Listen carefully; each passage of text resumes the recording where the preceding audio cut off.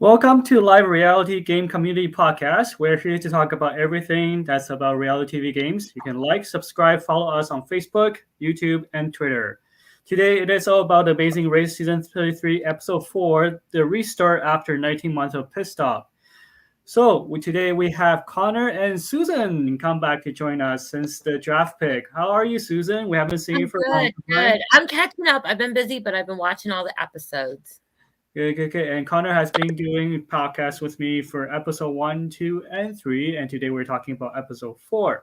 So right out of the gate, we know that starting from episode 4, all the teams came back to race after 19 months. Unfortunately, 4 teams did not came back for their personal reason, which we can sum up now since either the official source and also the sort of went on.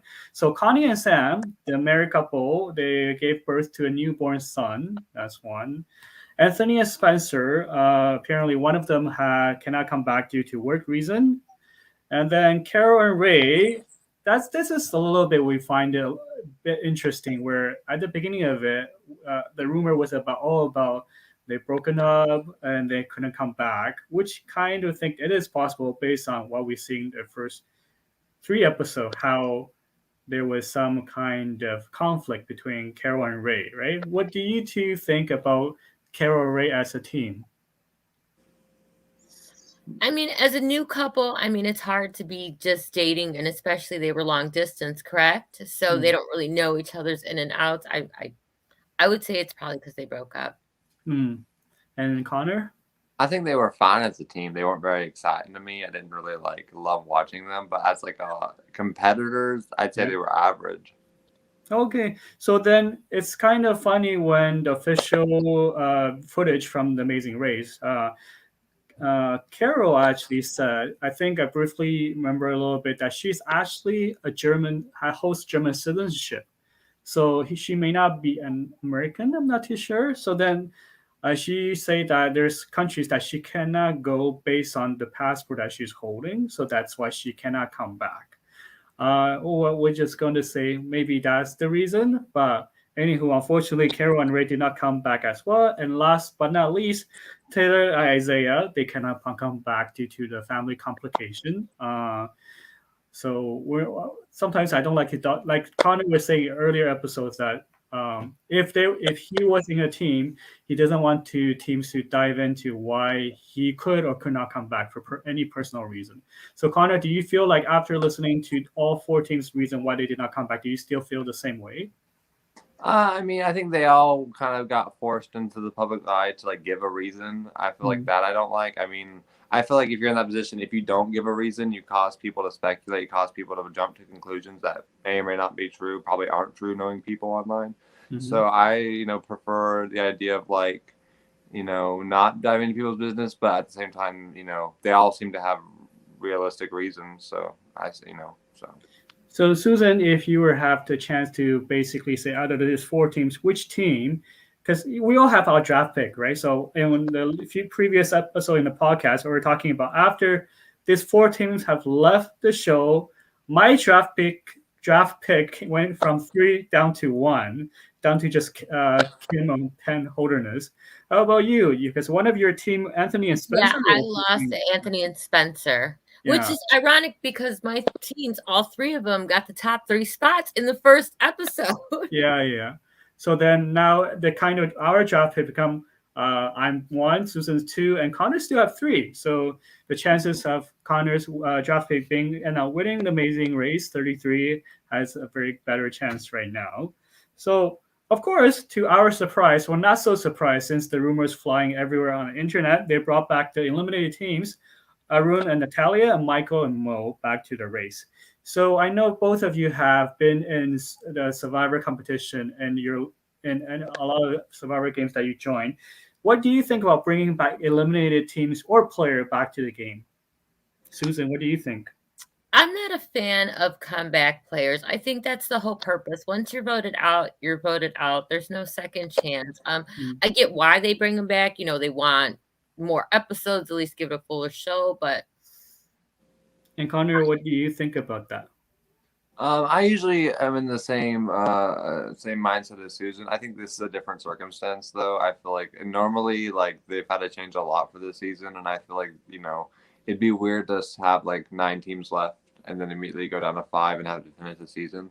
They want to like make the season as long as normal as they possibly can. So I see nothing wrong with it. If I was a competitor, I think I'd understand, as opposed to like if there weren't these circumstances and you're just bringing people back willy I nilly. think the circumstances make it a little easier. As a competitor, I'd be like, well, who wouldn't want the chance? I mean, it's historic. They suspended the show and they're picking up from where they left off. They're bringing back limited players. So, I mean, it just kind of shows what we're living in. So, I guess for the True. circumstances, I wouldn't have been mad, but So still, for I dramatic reason, you think that the show bring them back just for the sake of dramatic reason. yeah, but Um, I'm really not a fan of the comeback. I would have still watched it. I don't think it's not as interesting, but I mean, you do always have the voted player usually is the one to go that round unless they have some kind of safety. And as we saw this, mhm. the singing cops went. Yeah, so then basically that's the thing where as viewer, like we were told that everybody was restart again at the Switzerland. So then they were not in Scotland anymore. But what the show decided to edit out is that they didn't advise the viewer that their two eliminated teams actually have speed bump to complete. So then they were kind of giving like a penalty, which all the Amazing Race previous team, if they were not eliminated, in this case, technically brought back, considered as not eliminated, then they were having speed bump to do in some point during the race. I'm kind of wondering why they decided to edit out that part of it. So Connor and Susan, what do you think? Why the show decided to edit all this information out, since it was explained to the racer, of course, and even the eliminated teams had to do the speed bump task, but we don't get to see any of it. Um, I don't know why they edited it out. I think maybe it was like a time thing. They had the story written out and they wanted to tell a story, and maybe they realized that putting that in was unnecessary, and maybe it was conflicting to the story they wanted to be told. I do think it's very fair that their speed bump was there. I Mhm. think it's a very fair thing. I think it's easier for the other players who weren't eliminated to digest and be like, okay, they're back, but they at least have some sort of penalty. Okay, that's a little bit fairer. So Mhm. I see why the speed bump was there, and I think it's fair. I think it was just a time constraint thing, if I had to assume. True, maybe. Susan, what do you think? I'm all into the conspiracy theories. I'm gonna go with it was like a COVID restriction thing, and they did something and they shouldn't have, and instead of getting the outburst, they cut it out. Well, I think personally, this is what I feel, right? If I were a team, like if I were the team that came back to the race and got eliminated because I have extra tasks to, but end up being edited out, like as viewers will be looking at me, the ability running the race is like, well, I'm not good doing certain things, that's why I got eliminated. But this sort of kind of undermining me as a racer, as a team, if that part wasn't shown. So I feel bad for the eliminated teams who weren't able to basically tell the full story, that they have a harder situation which they have overcome. But even though in the end, one team got eliminated, which spoiler is the one of the teams that came back. But I think for viewers, if they don't actually dive into all this information, it's kind of telling the world that we are not good at racing. So if I were one of the person, I would feel bad that why would the show portray me this way? Which I think in the recent Survivor season 41, there was a lot of problem with or concern about how the people were edited, right? A lot of things were edited out. I think CBS, with the recent reality TV show, they were actually very eager to edit out things they don't want people to know just for the sake of storyline. Do you think that's a good choice, or what do you think about the decision to edit a lot of things out? No matter, it doesn't have to limit to Amazing Race, of course. What do you think, Susan and Connor? I mean, it was a key. Like, I mean, I would have rather known there was something extra they had to do, but I mean, they probably leave. We know they leave all kinds of things out. They want to tell their Mhm. own story. So it's nothing new, but it Mhm. seems kind of big. It's not like a confessional or something, a conversation. I mean, it was literally a whole rate, like a whole competition. So they must have had Mhm. their reasons. I really want to know though now why. And And Connor? I definitely think like certain things leaving on the editing room floor makes sense. Like if it's just a minor, minuscule thing. Something like this should not have been left on the editor room floor. Like I feel like because I think as a viewer, I think they did a good job of like explaining that because you had Akbar and Sherry fall way behind. And you're Yeah. kind of like, how did they come back? And then I guess they did the best job they could to explain how they came back, and but it still was like it was like jarring to be like, wow, they were so far behind and now they're here. Okay, I Hmm. guess it makes sense. The other test must have been much slower, but at the same time, I, I felt like I was missing something. I was like, how did this happen? And I True. felt like there would have been less of that, like missing something. If they would have included that, it would have made a lot more sense. But I think they wanted the dramatization of like the team falling behind and coming back. Maybe that's why they didn't show it, or maybe the task just was not good television. I'm not sure. On the press photo they were showing was very interesting for me to for all the people who actually have access to it. I mean, if you search on internet, you will see. Uh, However, like in a sense of we don't like personally, I was looking forward to it, and then in the end of it, when I'm looking at the whole episode, I thought, how come it wasn't shown? But either way, so and then and I also I kind of dig into a little bit about Survivor 41 recently as well. And then apparently I read that they were apparently supposed to be a family visit and they edit that entire part out. I And it did was see that. Yeah. so then it's just like the editing choice, right, Susan? So you read that part too, right? About the family visit was not even shown at all. I don't even recall them talking about it. You would think there would be like key little conversations you missed out, so they had to edit any conversation about it because they still talk about it a couple days later. Oh, the family visit, or that night. Oh, I Mhm. seen so and so. So I didn't Mhm. even know it happened until way after the fact. Yeah, way after one of the castaway basically talked about it in his social media. When I read it, I was like, that's a huge part of a show, especially for Survivor, and they decided to cut that entire thing out. I think some people commented just for the sake of storyline that the eventual winner Erica won. So it basically is that the family visit has nothing. It doesn't have a huge impact on her gameplay or any gameplay that was riveting in the show, right? So that I think that's kind of the same thing where it happened to the team that got eliminated, which the speed bump wasn't show at all, I guess. So does Connor want to do a speedy recap today, just about how the show went down for the entire thing? No, I mean I think this was a good episode. I don't have too much to harp on about like certain things. The only thing I will bring up is like at this point because we kind of like already talked about who got eliminated. Hmm. Are we gonna call them the worst team of all time at this point? Like, No, is no, that no. something like Yeah, how but that, bad? Like, I think they're a strong team, and I think like on paper they would do well, but like, it just was not working for them. They did not do well. yeah, but that's the thing, though. That's the thing I was saying earlier. That if you, in your mind of it, it's like they were the worst team possible because a lot of things weren't shown on TV. If you had known that they had did a speed bump, which I heard is very complicated, not just like a 5-10 minutes thing, then they may be able to still catch up if it was an easier speed bump. But it's kind of try to portray them as not so good of a racer. So for me, if I were them, I would be like, I feel upset because just like, why would the show me this way, rather than I Yeah. did extra work and I didn't get to be commended that I actually try to still catch up. Yes, we know the team's navigational skill is kind of bad, but I wouldn't be able to navigate, to be honest. I have a bad navigational skill, right? So I have my sympathy for the team that got eliminated.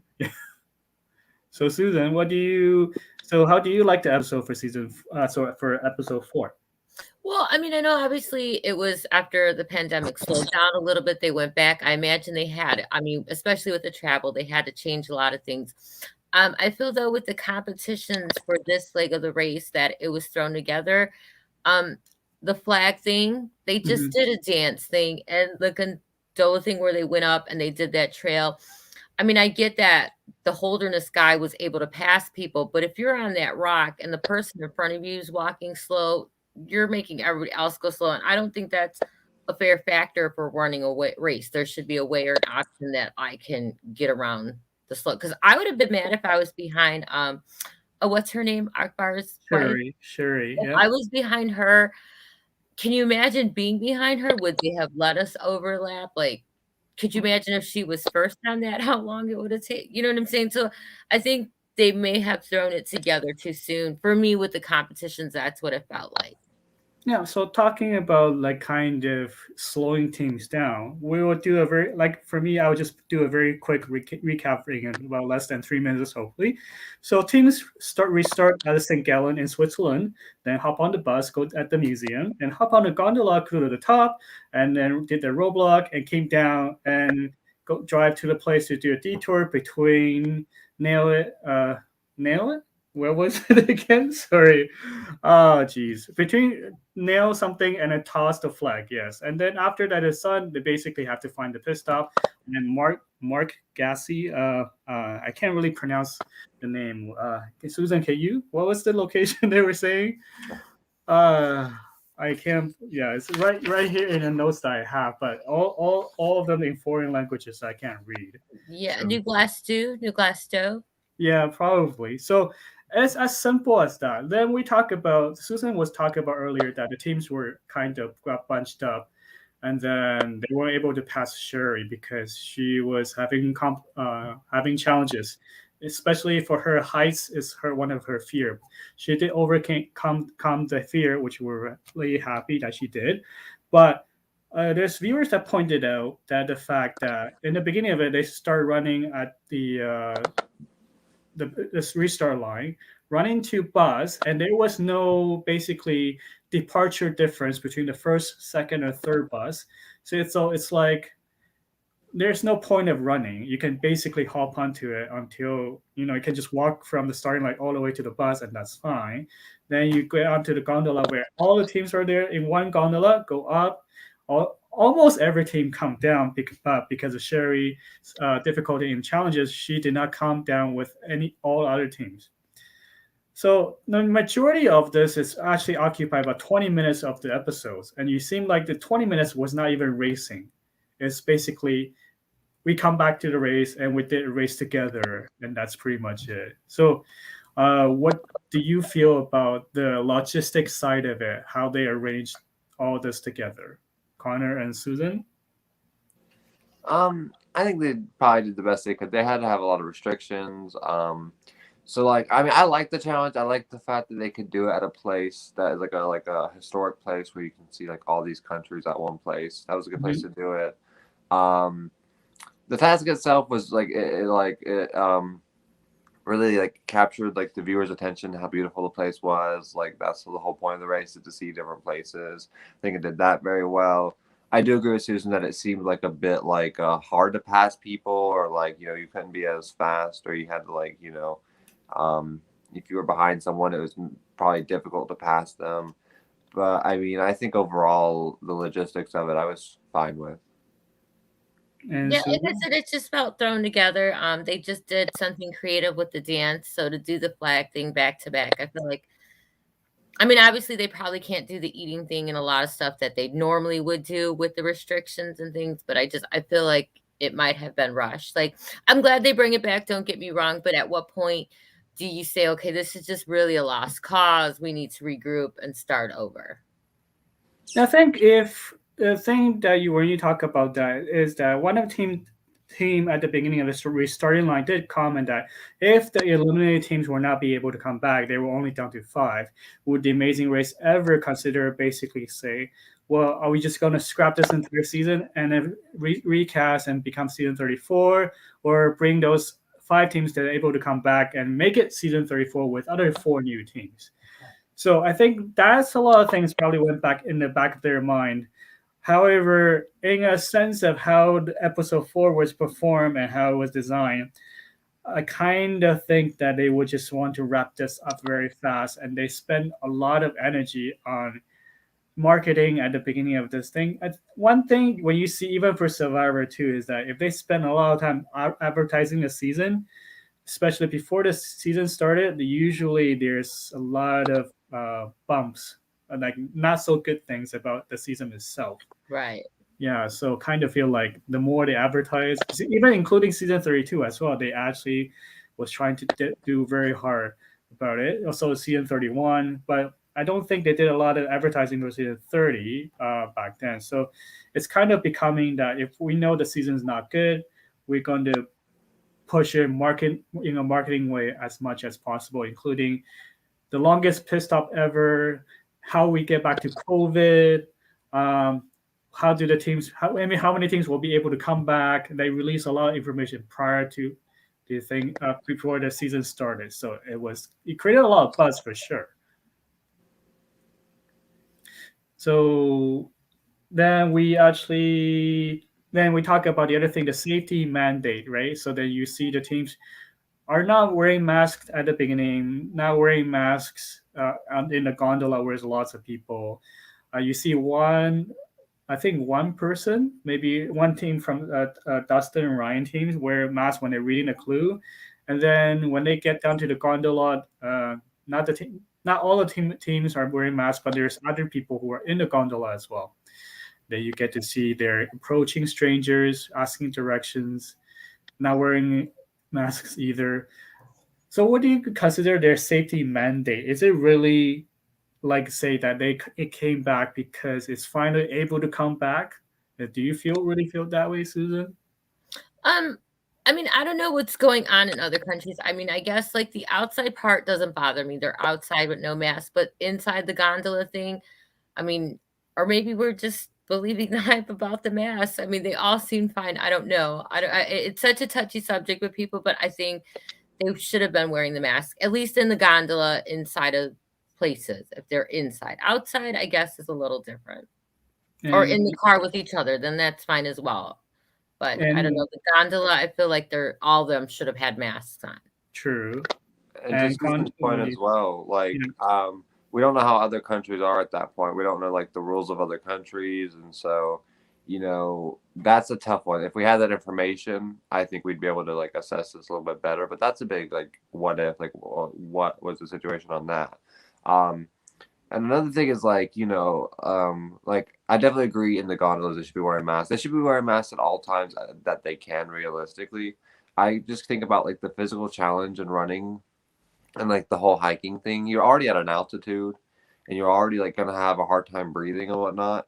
Putting on a mask would be a difficult thing, and maybe like that's a safety thing, which is why like during the physical challenge I was like, okay, I'm not too concerned about it, but definitely in the gondola. Right, agreed. Like I said, like outside that didn't bother me so much, but yeah, Mhm. the gondola, I think maybe. Mhm.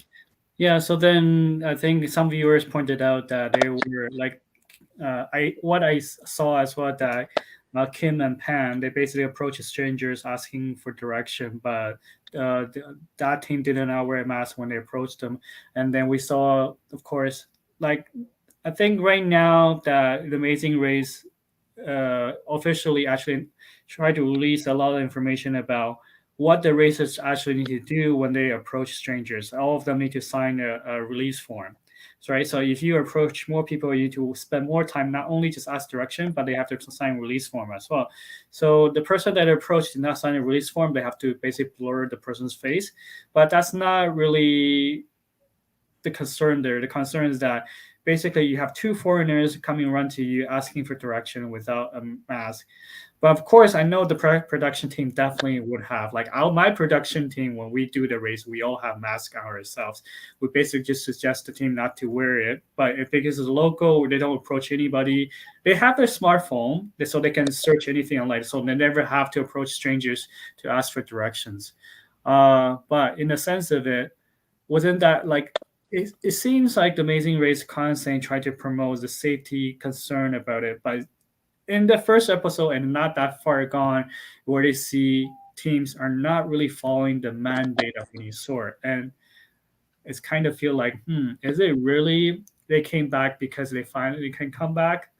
We'll have to see the future episodes since Connor and I talked about in the last podcast is that now because the race itself right now they're trying not to have the teams to do a lot of public transit, so we got probably no trains. I think there will be trains for sure because they travel from in Switzerland or France. Sometimes they will probably take trains, but they mostly do self driving, and to my surprise, probably to Connor's as well, that there actually is automatic transmission in this I new. was a little shocked myself.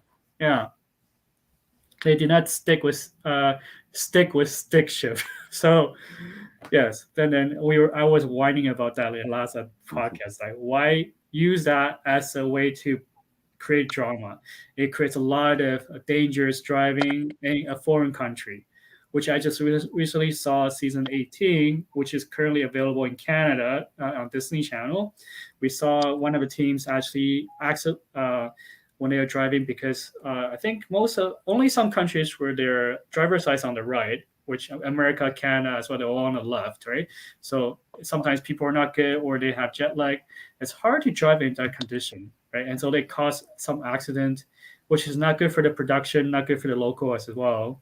So I don't think, hopefully, in Amazing Race, they're not going to do that in the future seasons, just to resort stick shift as one of the way to promote more drama and sort of tension. Right. So talking about that, Susan, I know you probably are probably the best driver out of the two or three of us. Do you ever drive a stick shift yourself? I No. have a hard time driving the automatic by myself. So no, I would not drive a stick shift. So do I have to ask Connor? What do you do? Do you ever drive a stick shift, or I don't you? have a license. The only thing I drive is a forklift at work. I don't even have a driver's That's license. actually more difficult because the controlling part of it is actually like a stick shift, right? A little bit. Like the driving aspect, there's like you have to use kind of stick-like things to move stuff up and down, tilt your Yeah, but car. it's not for the speed. It's more for It's the not for the angle. speed. It's more for Yeah, the it's angle. very different. I can do that, but not a car. And the teams also commented because when you're running stick shift, it's like your right hand. Most of the people, of course, your right hand is controlling the stick shift, right? But and of course in London, in England, they're driving on the other side of the road, so it becomes the left hand are doing that. So you kind of feel like you may remember the movement, but you may not remember how to do it if it's all switched from left to right. That might be a Oh yeah, I difficult didn't thing. even think about that. Yeah. So then, of course, we talked about earlier that like we were in the end of it, of course, one team got eliminated, which we all, I think all the viewers were shocked based on how heavy the Amazing Race production team or marketing team tried to tell people that, well, we already have less amount of teams, we still have so many episodes, right? And then but they decided to eliminate the team the first episode since they come back, which is episode 4. What do you think about that, Susan and Connor? I was honestly expecting it to be a non-elimination round. I really was shocked when they eliminated. I was like, oh, they're gonna, because short 4 teams, only bringing back 2. I'm like, oh, well, we'll just get like the numbers just didn't add up. I really thought it would be non-elimination. Mm-hmm. I think a lot of teams probably thought it'd be 2, so maybe to surprise them, be like, no, like just because we have less teams doesn't mean that this race is going to be predictable. So I think that's an aspect as well. But I also expect to see some non-elims in the future. I feel like you have to, but then again, the season's going to be a lot shorter of a season, so and maybe they won't put in as much as we think they would. Yeah, I'm trying. My bet is between 9 to 10 episodes. Right now we're at 4, so we're almost halfway in. So then, of course, then I think we talked about earlier about a 20 minutes of the show where everybody basically is on playing level even field because of the gondola goes up, gondola comes down. So it was not really about racing, and then so which I think in the past season it's actually definitely like a production technique in order to make things more controllable. So like in the past season where like the Amazing Race does a lot of things like let's see, try not to have teams racing too much faster than the production team or to keep track of the time. And then let me see, where am I seeing it? Okay, so in the past they weren't afraid to show the teams basically being bunched together. Like they use the technique of hours of operation. I'm not sure if you guys remember that in the past. So it can only the places open at 7:30 a.m. in the morning. So all the teams had to wait outside until the place open again. And of course, the number tag, which if you get to the place, you take number one, number two, number three, and the departure time tag. Like for this, in the beginning of the early season like three, four, five, or even six, in the first episode, will be like departure time or the sign up time too, right? 7:45, 8 o'clock. Mhm. They all that like that's all kinds of technique where they can bunch teams together. And in the past season, they were not afraid to hide it, but in the recent season, they tried to avoid that storyline to make the viewers believe that we are always racing and the just teams are not bunching together.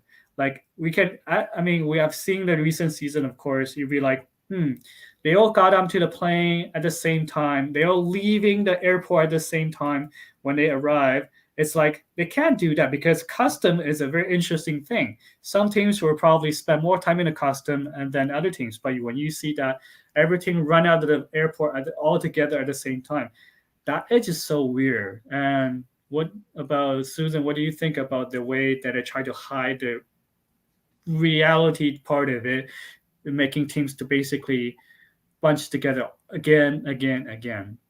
I mean, I've noticed it, but I mean, it's just something I've accepted with the race. I mean, there's a lot of things like I wish they wouldn't. I'd like it to be more spread apart, but I mean, I think when it gets bunched together, it doesn't really matter because I feel with the later seasons, we find more teams forming alliances and working together now. So I feel like a lot of teams are being bunched because they're working together. Like, It creates more opportunity for them to do so, don't you think? pardon Because me? it creates more opportunity for them to do so because they are bunched together. They are able to interact with each other. Yeah, but in the earlier seasons, like some of the rules were like if a teammate was doing something, you couldn't holler at them. I mean, I don't think the sharing of information, how they Mhm. do it, should be allowed. I think you're racing, you and your team are racing, not you and six other people. I don't like that they're allowed to help each other True. or And alliance. I think in a race like this, I don't think alliances should be prevalent. I think that should be breaking the rules. true. But talking about that, where I think the Amazing Race creator, Bertram and Elise, when they were actually approached with this question again in the press, they were trying to dodge the question and just said, well, they didn't actually answer directly to the reporters about what they think about this technique. I think during their whatever the information I got online is that they were not really directly answer those information, considering the funny thing about it is that the first three episodes they aired before the season 32 was aired, so there was no lashback about the alliances part, right? But you saw Natalia was actually helping other teams and end up getting eliminated in episode three. And then after they came back, season from episode 4, which is after the season 32 has aired, and been I think 9-10 months after that, you see Natalia basically change the attitude, said, "Well, I'm not going to help anybody from this point on," which is technically, like you said, the racers shouldn't be helping each other, especially if they were having now knowing from the back end of it, they have a speed bump to do, and they already were a little behind her than everybody. Right. Yeah, so then I don't think they any teams will be eager to help anybody from this point on. I think it depends. I mean, teamwork is can be mutually beneficial, and if you can find a Mhm. team you want to work with, like we've already. I mean, what we haven't really touched on is that the two all girl teams are kind of are working together in a sense because they want Yes. to see the girl team win. Yes. So when you have a common goal with another team, I think Mhm. it's easier to want to work together. It's easier to make things mutually beneficial. If you don't have a common goal or at least a camaraderie, it's basically you're helping a team out because you want to be generous, but there's no reason for them to help you out, and that's a big reason why we saw Natalia get kind of screwed over it a little bit because I don't think she built a True. camaraderie in a sense. She was just wanted to be like giving and selfless. Yeah, yeah. So then, personally, like this is the thing I kind of want to talk about. I personally think that I wasn't really have anything to say about the all the alliances going on in season 32, because I was like, it's like any game. If you play in Survivor, like what Rob usually say, try to scare people into a way, or try to make alliances into a way that people will listen to you, right? And I think that's what Will and James did in season 32. Is that, well, all the not so physical people got together and team up together. They know that don't have the physical prowess to maybe face against people who are muscular or who are runner or who have, so then they try to group together with somebody who share information together. I think then it just to me as a viewer, also as a producer, kind of surprised how they decide to basically uh, sort of scale up that alliances affect so much in season 32, and then in the press or whatsoever around the when they were asked the question about whether they're going to change the rules in the future, the production team were not actually saying anything about it. They were like, we are aware of it, but Right. yeah. So in the end of it, unfortunately, one team got eliminated, and now we down to maybe 5 to 6 episodes, and then we're down to 6 teams at this point on. I think in the end of it, they probably would they ever have to be a final two to race to the finish line, or you think that's going to be final three, just like the usual? I think it'll be final three. You know, it'll be boring if it's just final two, right? Yeah, I Yeah. like the three. I usually don't like final threes, but for Amazing Race, it works. Hmm. Or could they And pull let's be another string? real, like, Yeah. mm. And Sorry. also like when you do have a final three for Amazing Race, like it basically a lot of times turns into a final two and one team falls behind. The risk in making it a final two in Amazing Race is if one team gets really far ahead and the other team gets really far behind, there's no suspense. They can only do so Yeah. much to make it suspenseful. Whereas if you have 3 teams, you can make it suspenseful, you can cut in, cut out, like you can find a way to make it suspenseful, which is why I don't see Amazing Race ever making it a final two. They always have to make it a final three. I see no reason for them to change it from a Yeah. logistics standpoint. Unless it's in the uncontrollable circumstance, which now season 4, season 7. Uh, I think there's other seasons as well, but yes, then otherwise it's mostly 3 teams to the end of it. So, anything else like we'd like to talk about this episode for how do you think how you perform, or how you like the challenges, and what are you looking forward to in the future episodes? Like I said, this episode kind of just felt thrown together to me for the challenges. I am looking forward to it though. These people came back. I'm sure that's not easy. Imagine living your dream and being on the show and then it being suspended, and then 19 months later trying to have to pick up where you started from. So I'm sure it's not easy. I obviously want to see the outcome. I'm rooting for all the teams right now. Nobody's been like, oh, I can't stand them. I wish they would go. I mean, kudos to all of them. They're traveling and stuff. So Mm-hmm. I want to know who do y'all think's gonna take it? Who's y'all's pick? Like, who's the strongest team? Who's most likely to take it? Like, keep in mind, like, I mean, on paper, I think for me, the strongest team is right now, based on just performance alone, is Ryan and Dusty. But I think other teams are starting to see that too. And if there's some sort of speed bump or some sort of like U-turn or something, they could be the prime targets for that. So I'm curious to see what happens and if their kind of dominance is going to continue or if there's going to be a point where they are I taken think out the of the race. Holderness family stands a good chance. True. They're really strong as a pair. I mean, they don't seem like they would be physically strong, but whatever it is they have, if they could work together, it works really well for them. Yeah, for me, I'll be like from my producer point of view. I like to see how they'll be able to continue the race, how they will be able to say, let's go onto the charter plane, fly to another country, and then basically, how do they be able to pull off more non-elimination leg, for example, Tibikanini leg, Omega leg, whatsoever. That's the one I want to learn because I'm producing my own shows in the Vancouver, right? So there's a lot of things I learned from the Amazing Race, and there are a lot of things I was inspired by it, create from it. So like we have a unique twist, which is the face-off battle. We don't call it face-off.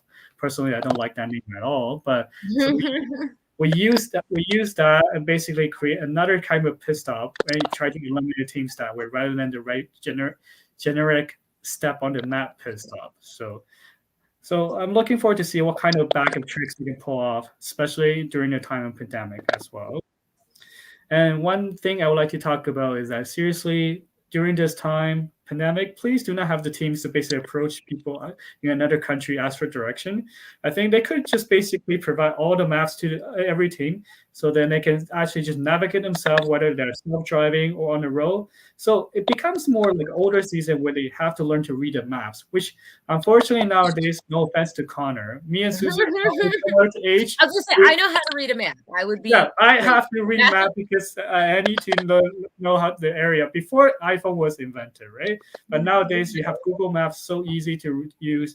So then reading map and navigating with the map is much more difficult than just ask the local, which is for safety measure as well. Point, no, that's it. Read the map. Use map as one of the new element to create a drama. I think that'll be fun to watch in the future, of course. Not yeah, sure how. I'd like to see some of these people try to read a map. Yeah, everybody. I think they're in the younger generation right now, except no offense to the Holderness family, right? Because they were the team that was endorsed by Phil, saying that well, older people need to take over than the younger generation at this point. So we'll see if Phil's favoritism will help them in the race a little bit. Kind of make me feel when Phil said that, I would be like, well, they have a chance probably get into final three. So one of my draft pick, well, one last of my draft pick, at least probably will last through the entire season. Hopefully. I'm down to 2. When I saw the teams come back, I'm like, yes, 3 out of 7, and now I'm down to 2 out of 6. I don't know how I feel. It's a roller coaster with my draft. I'm up, I'm down, I'm up, I'm back down. So I'm just gonna see what happens. So it's 1, 2, 2 now. Is it really down to 5? Oh, it is. Wait. Oh, how come? How come we only have 5 picks left? Dustin has a pick left, I believe. Oh, okay. Yes, Dustin has his pick too. Yes, we have to get him back at some point during the podcast. So I think this is about it for today. I can't wait to see the next week's episode, and we'll see how they be able to continue. I believe next week will definitely be a non-elimination, but just how they going to pull it off. Maybe like episode 2 when they basically have the teams check onto the double decker bus, Yeah. and they were continuing it, or they have a different ways of doing it. So thank you for all of you listening and watching this podcast for live from live reality game community. It is an if you are an avid Amazing Race fan, would like to join us to watch to listen to more podcasts. There's so many podcasts out here, especially the one from the live reality games. And then we actually for the Amazing Hunt, we just did a premiere about half an hour ago for our most recent 36th race, which funny thing is that the Amazing Race hasn't featured a lot of eating challenges. And in our race, the most recent race, all the challenges are eating challenges, every single one of them. So if you want to see people gag, goop, or throw up, feel free to tune it in on theamazinghunt.com under our Facebook website. And then otherwise, we're looking forward to see the next week and then our next podcast on live reality games community. Once again, please feel free to follow, subscribe, and like our Facebook page, our YouTube page, our Twitter page as well. Okay. Thank you so much, Connor and Susan, for joining us. And thank you for all the viewers and listeners out there. We'll see you next time.